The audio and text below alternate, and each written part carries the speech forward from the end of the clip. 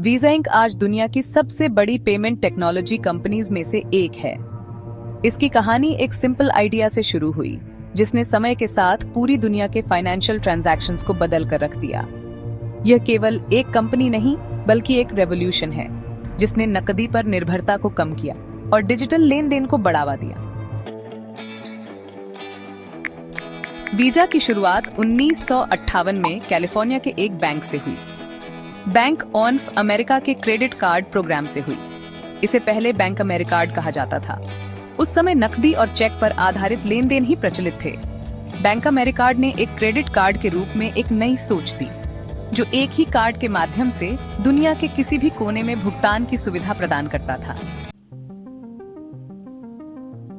1966 में यह प्रोग्राम इतना लोकप्रिय हो गया कि अन्य बैंकों ने भी इसे अपनाने के लिए गठजोड़ किया। 1976 में इसे आधिकारिक रूप से वीजा नाम दिया गया, जो इसकी अंतर्राष्ट्रीय अपील को दर्शाता है। वीजा का सबसे बड़ा मास्टर स्ट्रोक उसकी तकनीकी समझ थी। उन्होंने एक ऐसी प्रणाली विकसित की जो तेज, सुरक्षित और विश्वसनीय थी। वीजा ने 1973 में अपना भुगतान प्रोसेसिंग नेटवर्क वीजानेट लॉन्च किया। यह दुनिया का पहला इलेक्ट्रॉनिक भुगतान नेटवर्क था, जिसने लेन देन को बेहद सरल और सुरक्षित बना दिया। वीजा ने खुद को सिर्फ एक उत्पाद नहीं, बल्कि एक भरोसेमंद ब्रांड के रूप में स्थापित किया। वीजा का आईपीओ 2008 में लॉन्च हुआ। यह उस समय का सबसे बड़ा आईपीओ था, जिसने $17.9 बिलियन की पूंजी जुटाई। इसने वीजा को एक वैश्विक वित्तीय दिग्गज के रूप में स्थापित कर दिया। वीजा का आईपीओ 19 मार्च 2008 को लॉन्च हुआ। शुरुआत में वीजा के एक शेयर की कीमत $44 प्रति थी। आईपीओ के लिए वीजा ने $17.9 बिलियन की राशि जुटाई। आईपीओ के बाद वीजा के शेयरों ने तेजी से निवेशकों का ध्यान खींचा और कंपनी की वैल्यू तेजी से बढ़ी। 2000 से 2010 तक के दशक में वीजा ने बहुत ग्रोथ की।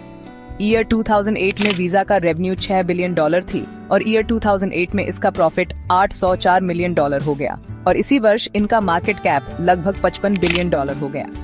वर्ष 2008 के वित्तीय संकट के बावजूद वीजा ने डिजिटल भुगतान में बढ़ोतरी का लाभ उठाया और आईपीओ के माध्यम से अपने इन्वेस्टर्स को बेहतर रिटर्न दिया। वर्ष 2010 से वर्ष 2020 के दशक में वीजा ने तगड़ी ग्रोथ की है। वर्ष 2020 में इसका रेवेन्यू $6 बिलियन से बढ़कर $22 बिलियन हो गया। इसी वर्ष इसका मुनाफा $10.9 बिलियन हो गया और वर्ष 2020 में वीजा का मार्केट कैप $400 बिलियन था। इस दशक में वीजा ने अपनी सेवाओं का विस्तार किया। मोबाइल भुगतान और ऑनलाइन शॉपिंग में वृद्धि से कंपनी को काफी लाभ हुआ। वर्ष 2023 में वीजा का रेवेन्यू $29 बिलियन हो गया है और साथ ही इसका मुनाफा $15.5 बिलियन भी हो गया। वर्ष 2023 में वीजा का मार्केट कैप $500 बिलियन हो गया। कोविड-19 महामारी के दौरान डिजिटल लेन देन में अप्रत्याशित वृद्धि हुई, जिसने वीजा की आय में उछाल ला दिया। वीजा ने फाइनेंशियल सेक्टर में रेवोल्यूशन लाने के लिए अनेक सेवाएं प्रदान की, जैसे credit card, debit card, prepaid card, digital भुगतान, फ्रॉड डिटेक्शन सिस्टम। हालांकि वीजा की सफलता प्रभावशाली है, लेकिन इसका सफर कुछ गलतियों से भी अछूता नहीं है। वीजा ने सीधे ग्राहकों के साथ जुड़ने पर उतना ध्यान नहीं दिया जितना इसकी प्रतिस्पर्धी कंपनियों ने किया।